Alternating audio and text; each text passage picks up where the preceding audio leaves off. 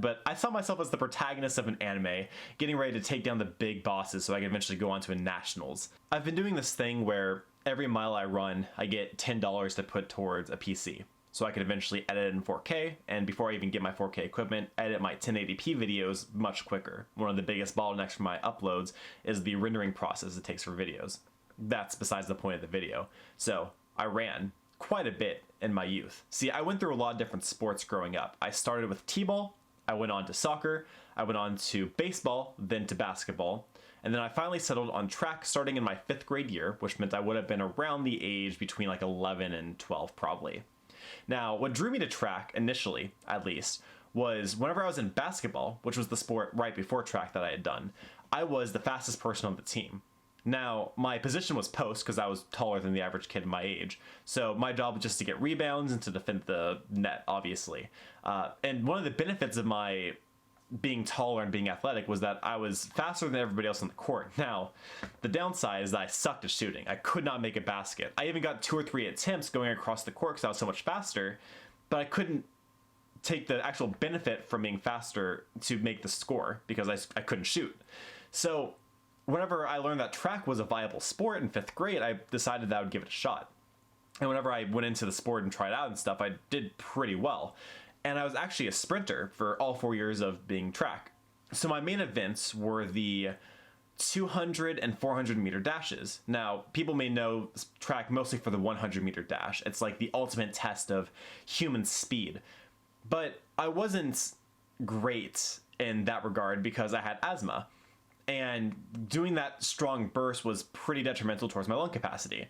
So the 200 meter was the perfect blend of not going full out the entire time, but not being so far that I would end up burning out too quickly. Because doing a 1600, which is a mile meter race, would be too much for me. And doing the 400 meter was like the perfect 1/4 of a mile run for me, and my running form and my gazelle-like legs helped carry me onwards.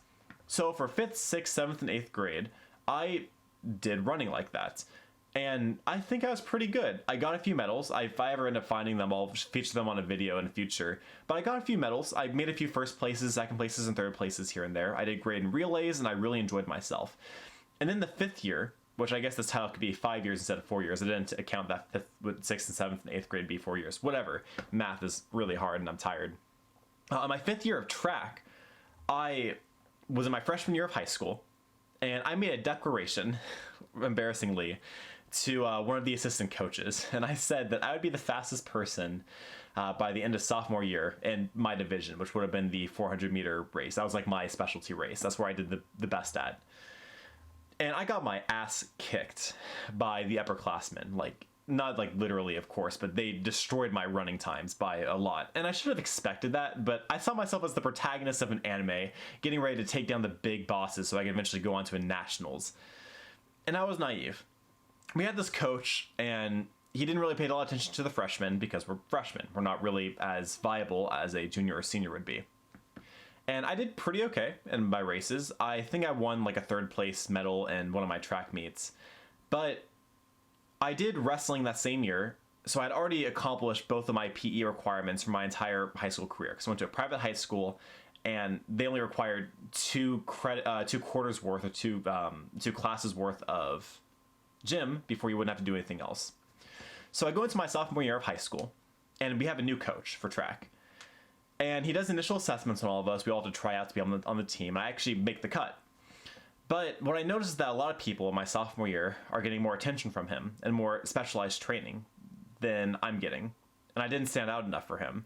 And that hurt my ego a little bit. And I wasn't training as much as I could have been. I didn't practice as much. I didn't take it very seriously. And all of a sudden my declaration seemed like a boastful cry for attention.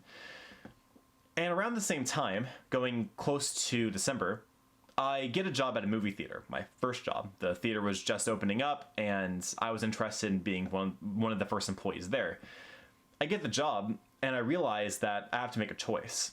See, I either have to quit the job and focus on track, or put everything into my job and quit track.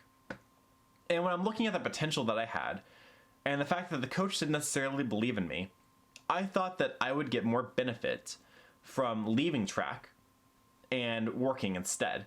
Now, looking back as a 22-year-old and knowing that 16-year-old me made that decision, I think that I would have gone the other way.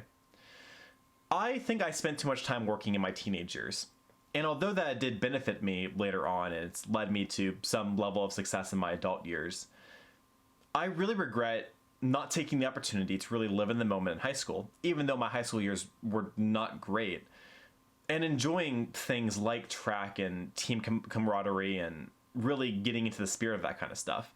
I was a good runner. I wasn't a great runner, but had I applied myself more, I could have been one of the top runners of my school.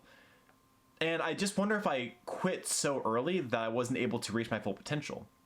And I watch a lot of sports anime, and maybe this is part of why I've been feeling more nostalgic about it over the past few years. But yeah, I don't know if there's a point to that, but I just really regret not focusing more on that part of my development. So I guess that leads back to the title. Why did I do track for 5 years? So I was not a team player growing up. I did not like team sports, and as you knew from the beginning of the video when I listed off all the sports that I had done, they all required some level of teamwork. And my biggest frustration was I didn't like working with other people. I was very much introverted back then. I still am, but I like to think that I've gotten better over time. And track is one of those sports where as long as you're not doing relays, you're basically by yourself. You are completely in control of your score. And I really found an appeal to that. And when I was younger, going between 7th and freshman year, I did a lot of individual training because I could do it without having to rely on other people to be there. For me, an individual sport is more attractive because if I failed, I knew it was my fault, and if I succeeded, I got to reap all of the benefits from it. Now, however, if I had the chance to go back in time and change anything, I would have picked a team sport because now I rely on teamwork heavily in my workplace, and I acknowledge the fact that you're very limited alone, and you can almost accomplish anything with others. So why did I do track for that many years? It was easy for young Chris to be able to work by himself, and he needed an exercise outlet. I hope you guys enjoyed this video. It was a little bit more of a backstory, I guess, kind of video. I don't know if there was necessarily a point to it, but I hope that it gave or shed some light into who I was and kind of the development that I've reached to get to the point where I am today. If you enjoyed, go ahead and give it a like. If you want to see more, subscribe. Do not forget to keep it casual.